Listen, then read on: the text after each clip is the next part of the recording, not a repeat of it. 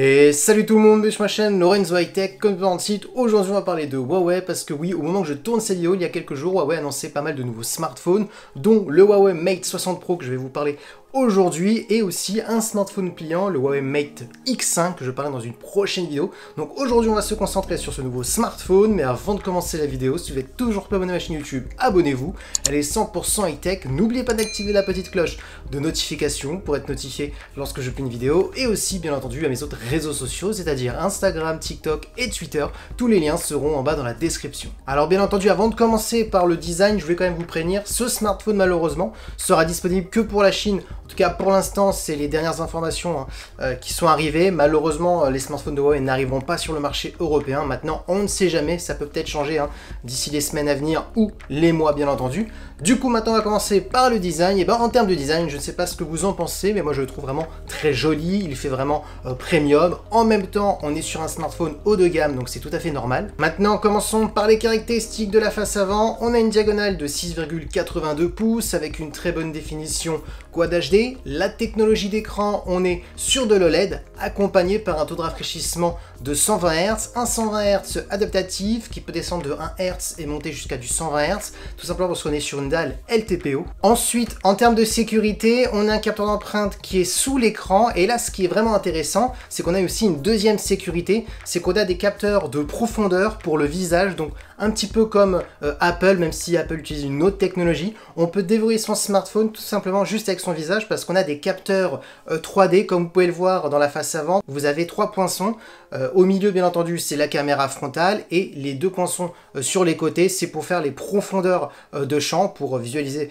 votre visage en 3D. Donc ça c'est plutôt un bon point parce qu'on n'est pas sur une grosse encoche de la manière d'Apple. Là ils ont réussi un petit peu à miniaturiser leur technologie, bien entendu je préfère préciser parce que c'est pas la même technologie qu'Apple. Donc voilà, on a 2 sécurisations pour son smartphone, donc soit on peut le dérouler avec un capteur d'empreinte, soit avec le visage, ou on peut renforcer avec les 2 sécurités en même temps. Donc ça c'est vraiment un bon point. Du coup voilà à peu près les caractéristiques de cette face avant. Franchement il n'y a rien à dire, on est digne d'un smartphone haut de gamme. Dites-moi ce que vous en pensez dans les commentaires. Maintenant parlons de la partie photo, le point fort de Huawei. On va pas se le cacher, pendant pas mal d'années Huawei était toujours numéro 1 selon pas mal de labos de tests très connus. Donc alors on va pas se cacher, ça sera un très bon photophone, j'en suis sûr. On va commencer par le premier capteur. On est sur un capteur principal de 50 mégapixels. On est sur un capteur qui sera stabilisé, donc un bon point pour faire des vidéos, un bon point pour faire des photos très rapides, et vous aurez quand même une qualité très bonne et surtout très nette même si vous bougez, donc ça c'est le bon point.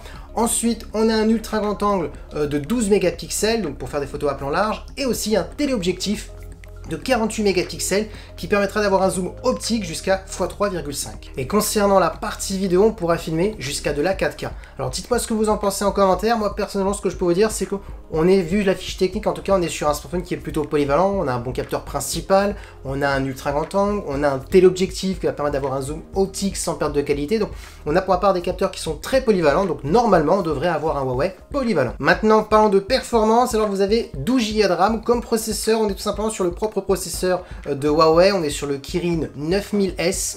Pour les gens qui ne connaissent pas les performances de ce processeur, on serait sur un équivalent à un Snapdragon 8 Plus Gen 1, voire un peu plus performant. Alors oui, ça ne sera pas le meilleur smartphone du marché en termes de performance. Huawei est un petit peu à la traîne au niveau des performances face aux concurrents, mais c'est tout à fait normal avec tous les embargos qu'ils ont eu. Il y a eu des petites complications. Par contre, bonne nouvelle, vu qu'on est sur leur propre processeur, ils ont réussi à avoir de la 5G, donc ça c'est un bon point parce que ça faisait pas mal d'années, ça faisait je crois 2 ans que plus aucun smartphone de Huawei était 5G, donc ça c'est quand même le petit point qu'il faut noter, le bon point qu'il faut noter cette année. Ensuite vous avez un son stéréo qui est certifié Dolby Atmos pour apporter une très bonne immersion. Concernant la batterie, on est sur une batterie de 5000 mAh avec de la recharge ultra rapide de 88 watts, et on a aussi de la recharge sans fil rapide de 50 watts. Et pour terminer en termes de connectivité, on a de la 5G, de la Wi-Fi 6, du Bluetooth 5 et du type C pour le recharger. Maintenant parlons du prix. Il a été annoncé à 900 €. Alors 900 € sans les taxes, parce qu'en Chine on ne parle jamais avec les taxes, donc si bien entendu un jour il arriverait sur le marché européen, il coûterait un peu plus de 1000 €, hein. Ça c'est sûr. Maintenant, comme je l'ai dit au tout début de la vidéo, malheureusement c'est un smartphone qui sort que pour le marché chinois, pas d'informations pour l'instant pour le marché européen, et surtout Huawei a un petit peu montré et a écarté la piste, hein, d'une sortie européenne. Donc malheureusement ce smartphone ne sortira pas sur le marché européen. Maintenant, ce que je peux vous dire, c'est qu'on est quand même sur un excellent smartphone vu les fiches techniques. Dites-moi ce que vous en pensez en commentaire. Est-ce qu'il y a des personnes qui vont l'importer, hein, parce que je sais que sur ma chaîne YouTube il y a beaucoup de personnes qui importent des smartphones depuis des sites chinois. Donc dites-moi en commentaire s'il y a des personnes qui vont l'acheter. Donc voilà, la vidéo est terminée sur ce Huawei Mate 60 Pro. J'espère que la vidéo vous a plu. Si c'est le cas, n'oubliez pas le petit pouce like, de vous abonner sur cette chaîne YouTube et d'activer la petite cloche de notification pour être notifié lorsque je publie une vidéo, et aussi bien entendu mes autres réseaux sociaux, c'est-à-dire Instagram, TikTok et Twitter. Tous les liens seront en bas dans la description. Et maintenant je vous dis à très bientôt.